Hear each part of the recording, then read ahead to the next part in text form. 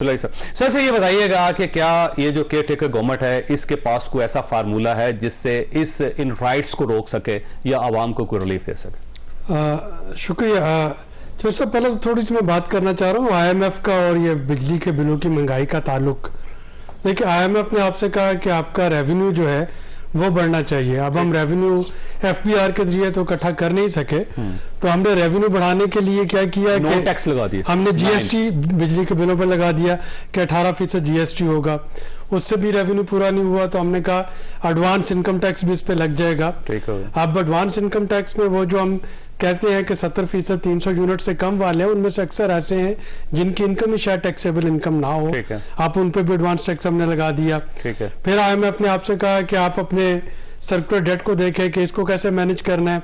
हमने वो जो पिछला सर्कुलर डेट जिसको एक पावर होल्डिंग कंपनी बना रखी है, उसके जो सूद की अदायगी देनी होती है वो हर एक के बिल में डाल दी।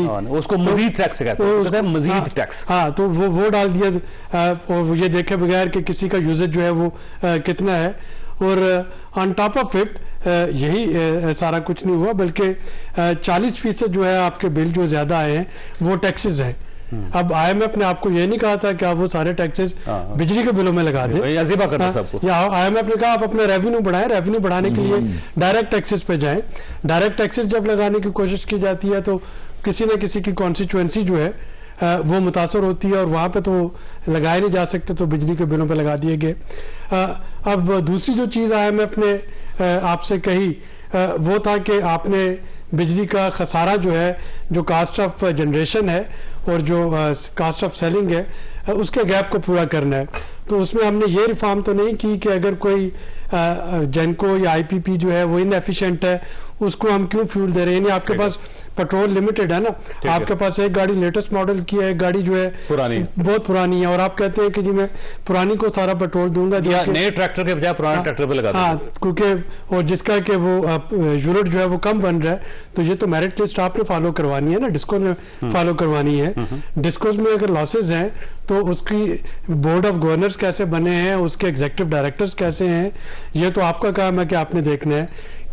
के इलेक्ट्रिक जो है उसको प्राइवेटाइज कर दिया हमने बहुत साल पहले, उसके लॉसेस जो है वो भी अगर अभी तक सरकार के जिम्मे ही है और मैंने और आपने अपने टैक्सेस बिलों में देने हैं, तो वो भी जाहिर है कि आईएमएफ का कसूर उसमें नहीं।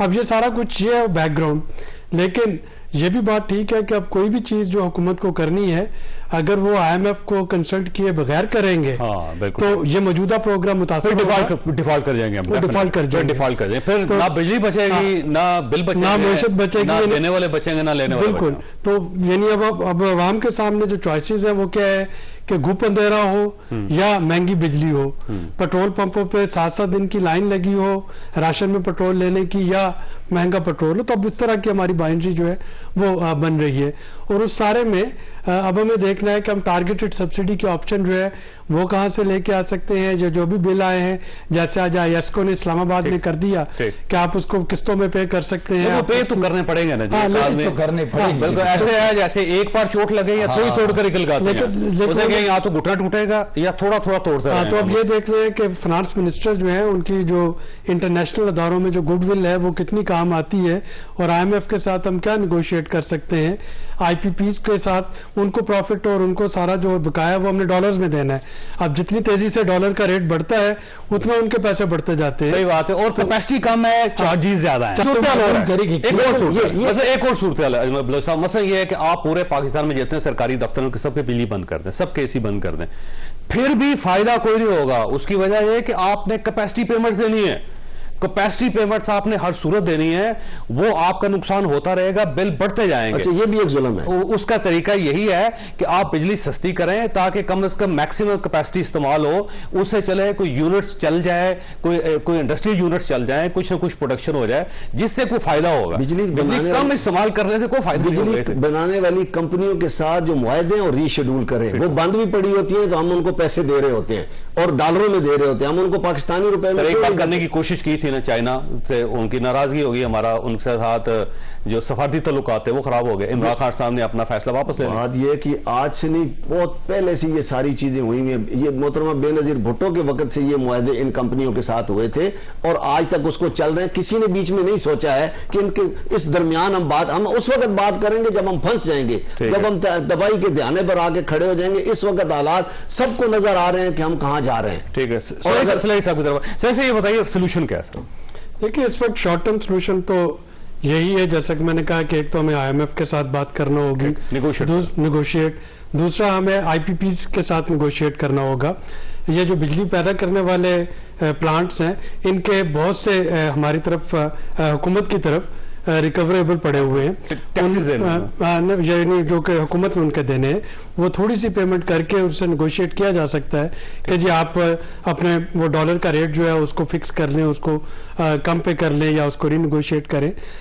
तीसरा जो इम्पोर्टेंट इसमें है, ये बिल जो है ये मैं नहीं देखता कि वापस हो सकेंगे। इसका मैक्सिमम ये हो सकता है कि जी इसकी आसान किस्तें 8, 10, 12 कर दी जाएं, लेकिन अगले महीने भी तो होगा ना, या इसको अक्टूबर नवंबर तक पोस्टपोन कर दिया जाए, चूंकि सर्दियों में आपके बिजली का इस्तेमाल वैसे ही कम हो जाता है, बिजली का बिल कम होता है, उसमें शायद वो इम्पैक्ट जो है बहुत ज़्यादा नहीं लगेगा झटका। ये गर्मियों में अभी भी AC चल रहे हैं, पंखे चल रहे हैं, इसमें थोड़ा सा इजाफा जो है वो भी बहुत हो जाता है और उसका एक अच्छा खासा इम्पैक्ट पड़ता है। और जो सबसे चौथी चीज़ है, वो मेरा ख्याल है कि अवाम ने हमेशा हुकूमत के साथ कुर्बानी देने के लिए तैयारी रखी है और वो खुद भी कुर्बान हुए हैं। कोई ये तो देख सके कि क्या कोई आपको पावर या कोई पॉलिटिकल विल नजर आ रही है बड़ी मछलियों पे हाथ डालने की? मैं बिल्कुल अब तो केयर टेकर। देखिए, शॉर्ट टर्म में गवर्नमेंट के 2 काम करने हैं। एक तो उसने अपने ऑप्टिक्स दुरुस्त करने हैं कि ये सारा बोझ जो है ये सिर्फ गरीब आवाम पे नहीं डाला जा रहा। अगर वो कल से ये तहैया कर लेते हैं कि बड़ी मछलियां यहाँ पे कि बिजली की चोरी हो रही है और लाखों यूनिट चोरी हो रही है, उनको पकड़ना है और 4-5 रोज में वो बड़े नामों और बड़ी इंडस्ट्रीज को पकड़ लेते हैं, जिनको इंडस्ट्रीज वैसे बंद है, जिनको फ्री में बिजली दी जा रही है। दी जा रही थी, अब तो नहीं दी जा रही। लेकिन देखिए, आपके कई यूनिट, मैं आपने खुद अभी अपने प्रोग्राम में बताया कि कौन से ऐसे डेजिग्नेशंस और ऐसे ओहदे होते हैं जिनको के सरकारी तौर पर एक्स ऑफिशियो उनको बिजली मिल रही होती है। तो अगर तो वो सारा बंद होने का ऐलान होता है तो शायद मुझे, आपको, ये जो हमारा स्टाफ यहाँ पे बैठा है स्टूडियो में, इनको थोड़ी सी तसल्ली हो कि सिर्फ हम पे बोझ नहीं पड़ रहा, सब पे यकसा बोझ पड़ रहा है। लेकिन अगर वो लीड कैप्चर जारी रहेगा तो फिर इस जो तहरीक है इसको दबाना मुश्किल होगा। दूसरी जो इम्पोर्टेंट चीज़ इस वक्त ये है कि गवर्नमेंट को सामने आना चाहिए, कम से कम को बातचीत तो करे, यानी डॉलर का रेट हो या बिजली के बिल हो, कुछ भी हो, गवर्नमेंट सहम पे बैठे आपको थोड़ा सा कम्युनिकेशन करना है। अगर कोई मजबूरियां हैं तो ट्रांसपेरेंटली वो मजबूरियां सामने रखनी चाहिए कि जी हमारा डिफॉल्ट होते होते बचा है, अगर ये डिफॉल्ट हो जाता तो ये कॉन्सिक्वेंसेज हो सकते थे, अब उसके लिए ये चीज़ है जो कि शॉर्ट टर्म में हमें बर्दाश्त करना पड़ रही है। लेकिन अगले प्रोग्राम में, और ये मैं इसलिए कह रहा हूँ कि मार्च आपका आखिरी प्रोग्राम नहीं है, मार्च के बाद 3 साल का फिर IMF का प्रोग्राम है और इस वक्त ये समझे कि पायलट फेज है। जो यहाँ पे तंगियां आप फेस कर रहे हैं वो आप अगली नेगोशिएशन में आपको एड्रेस करवानी है। तो अगर हुकूमत कम से कम आके यही बता देती है कि जी वो जो अगले प्रोग्राम का फ्रेमवर्क हो रहा होगा हम उसमें कुछ करेक्शन करवाने का वादा करते हैं, तो शायद आवाम को कुछ ठीक हो जाए।